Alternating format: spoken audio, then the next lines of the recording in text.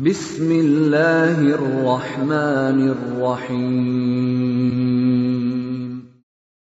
وَلْتَكُنْ مِنْكُمْ أُمَّةٌ يَدْعُونَ إِلَى الْخَيْرِ وَيَأْمُرُونَ بِالْمَعْرُوفِ وَيَنْهَوْنَ عَنِ الْمُنْكَرِ. Assalamualaikum warahmatullahi wabarakatuh. Saya tidak batal kalau menyentuh istri saya. Ya, kalau istrinya orang? Ya, istrinya orang. Saya karena kalau Tapi pertanyaannya kenapa istrinya orang bisa disentuh? Oh gitu. Iya, wanita lain. biasa kita anak-anak di sekolah tidak sengaja karena sudah betul di SMP. Iya. Tiba-tiba dia sama lagi saya. Oh gitu. Saya sudah ikhlas. Karena begini, tadi itu hadisnya karena hadisnya menyentuh Aisyah menyentuh Nabi. Iya. Karena kalau yang saya tafsirkan ini, karena beliau mahram. Sementara adakah itu hadis? Adakah yang menunjukkan hadis Nabi yang membatalkan dengan wanita, misalnya persentuhan dengan wanita lain, maksudnya persentuhan yang bukan istrinya? Kita memahami tadi ini dia tidak batal karena mahramnya. Tidak ada ulama bawa ke situ. Ini soal apakah batal tidak batal, tidak ada di pembahasan mahram. Ini perempuan itu bersentuhan dengan laki-laki. Soal mahram itu di bab dalam bahas bisakah dinikah itu tidak. Nah, jadi tidak ada ulama yang bahas itu mahram tidak mahram. Tidak ada ulama bawa ke situ. Karena yang akibat ini apakah disentuh itu ya batal atau tidak, bukan disebab keharaman untuk dinikahi. Cuma mungkin kalau pendapat ketiga tadi dekat dengan pertanyaan tak ke mazhab Imam Malik dan sebagian dari mazhab Ahmad bin Hanbal, bahwa dikhawatirkannya itu adalah kalau syahwat, kalau kira-kira tidak mahram, apakah itu lebih cenderung untuk bersyahwat? Kira-kira gitu. Contoh, siswa berarti kalau kemanakan tak misalnya, tapi masih gadis SMP SMA kemanakan, kira-kira tidak bersyahwat? Kira-kira tidak? Nah itu mahram. Orang lain tapi nenek-nenek bersyahwat? Tidak. Sepupu satu kali, sepupu tua, tapi kan itu bisa dinikahi, tante atau anak-anak. Nah, lebih cenderung di bawah ulama itu hasilnya kekhawatirannya. Jadi ya, saya tetap sarankan kalau sudah sentuhan begitu, jangan dibiasakan anak-anak dengan berjabat tangan dengan gurunya, Pak. Apalagi menjemput di sekolah umur usia SMP. Ini kalau saya Pak tidak membiasakan, jangan. Saya dulu waktu mengajar memang saya larang. Laki-laki temu sama laki-laki, perempuan temu sama perempuan. Karena pasti itu kalau guru anak muda atau merasa dirinya masih muda, suka SMP kelas 3. Kalau bisa Pak jangan dibiasakan. Iya. Kalau jabat tangan tiba-tiba dan tidak ada di lama-lama, tidak ada juga maksud, tidak ada tatapan mata, tidak ada, cenderung diabaikan saja, sama dengan sentuhan tidak sengaja, insyaallah. Seperti itu Pak saya. Mudah-mudahan bisa bermanfaat. Ada yang lain? Iya. Tadi saya merujuk di pendapat pertama, Ustaz. Imam Syafi'i, Nu'man bin Mas'ud. Mereka hadis selain dari ayat Allah masuk bisa tadi yang dikemukakan oleh Imam Syafi'i, Nu'man bin Mas'ud tadi bahkan iya,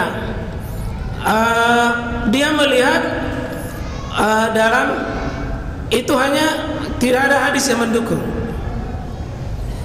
Cuma hadis yang dikemukakan tadi oleh Imam Ibnu Hajar dan Imam As-Sanani, itu hadisnya tadi dilemahkan oleh Imam Al-Bukhari.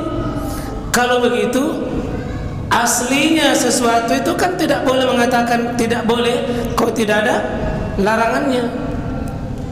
Sementara memahami ayat ini, menyentuh wanita, ini pemahaman bahasa. Sementara pemahaman bahasa itu Pak Lamas, urutan kelima dalam kaidah menerima dalil. Kalau bahasa Pak, lemah ini. Kalau hanya memahami sisi bahasa, lemah. Karena ada ayat, ada hadis, ada aqwalus sahabat, perkataan para sahabat, itu lebih tinggi daripada sekedar al-lughah. Lughah itu masuk Pak, tapi urutan lughah batal kalau ada unsur penguat di atasnya. Apa itu? Ayat, hadis, aqwalus sahabat itu. Jadi disinilah lemahnya pendapat yang pertama ini, karena cuma melihat sisi bahasa saja, Maaf ya, kadang-kadang banyak orang memegang bahasa atau zahir, nggak bisa. Di sisi kelemahan ini, hanya melihat sisi bahasa, ada melihat sisi zahirnya saja. Seperti itu, maka Muhammadun abadim min rijalikum walakin Rasulullah wa khataman nabiyyin. Muhammad itu bukan bapak seorang dari kalian, tapi dia adalah khatam. Khatam itu bisa penutup, bisa juga bermakna cincin. Jadi orang yang mengatakan Muhammad itu bukan nabi terakhir karena cuma bahasa. Bukan makna istri di sini, bukan makna penutup di sini, tapi cincin. Nah, ini kalau bahasa Pak, berbahaya kalau orang mahir bahasa tapi tidak paham dengan ilmu fikih. Ilmu fikih tidak mahir di bahasa juga bisa ada kelemahan. Nah, jazakallah khair. Ada yang lain? Ya, fadal Pak. Bismillahirrahmanirrahim. Dan pendapat yang paling kuat itu kan Ustaz tidak batal ya. Tidak batal insyaallah. Iya. Ini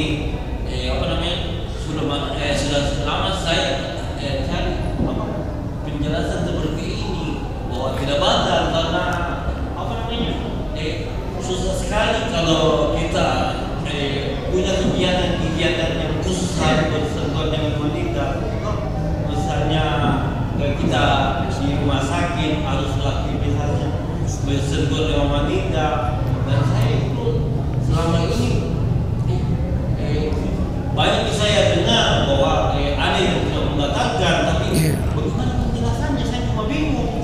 Akhirnya Ustaz akan menjelaskan dengan baik. Oh, ini sudut-sudutnya, oh iya ketemu ini. Akhirnya bahwa tidak membatalkan. Banyak ini Ustaz saya lihat yang saya ada penjelasan dari ayat-ayatnya, hadis-hadisnya, riwayat Bukhari, Imam Muslim. Kalau sampai kan tidak mendukung ya bahwa kalau sampai itu kan membatalkan ya. Itulah. Iya. Jadi kesimpulannya bahwa bahwa memang menyentuh wanita itu memang tidak batal ya. Iya, insyaallah. Iya. Makasih Pak ya. Berarti Pak dokter sudah yakin tidak batal ya? Ya, kecuali kalau sengaja bicara istrinya orang baru sentuh ya, itu batal. Imam Syafi'i sendiri meskipun itu batal secara mutlak, tapi kalau pergi haji, pergi umroh kan susah kalau tidak baku sentuh kita. Orang tawaf itu Pak susah tidak baku sentuh. Tapi Imam Syafi'i itu menganggap rukhsah, keringanan, karena musyaqqah itu beratnya tidak bersentuhan. Ya insya Allah Pak dimaafkan jika itu memang berat. Kapan tidak batal? Kalau setiap bersentuhan batal, setiap bersentuhan batal, tidak jadi itu sholat kalau begitu. Iya insya Allah. Berarti mengokohkan pendapat yang mengatakan ya tidak batal, ya ada dalil. Kalau dilihat Quran memang sentuhannya di situ bersentuh. Nah bilang ini Quran, ya tunggu dulu. Ini terjemahan bebas atau terjemahan maknawi? Kalau terjemahan bebas Pak, pasti semua orang mengatakan batal ini. Lihat ayatnya.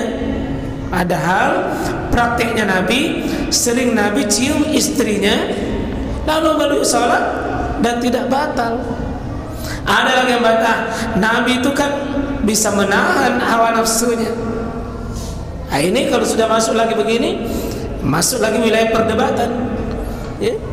Jadi kalau yang begini mau dirinci, maka apa gunanya Nabi memberi petunjuk? Selama Nabi tidak memberikan penjelasan, ya maka itu yang dipegang. Nabi mencium istri baru beliau sholat dan tidak ada penjelasan. Kalau begitu umatnya juga bisa bersentuhan istri-istrinya baru beliau pergi sholat, tidak batal. Selama kekhawatiran Imam Malik dengan mazhab Imam Ahmad, selama tidak keluar yang membatalkannya. Apa pembatalnya? Itu tadi, akibat bersentuhan keluarlah cairan. Cairan itu sebenarnya Pak yang batalkannya, bukan sentuhannya. Kan laki-laki bersih, perempuan juga bersih. Manusia itu bukan najis. Masa sentuhan baru najis, baku batal? Di mana? Nah manusia itu bersih. Tidak bisa mengatakan najis kalau tidak ada dalilnya. Itu Pak insya Allah.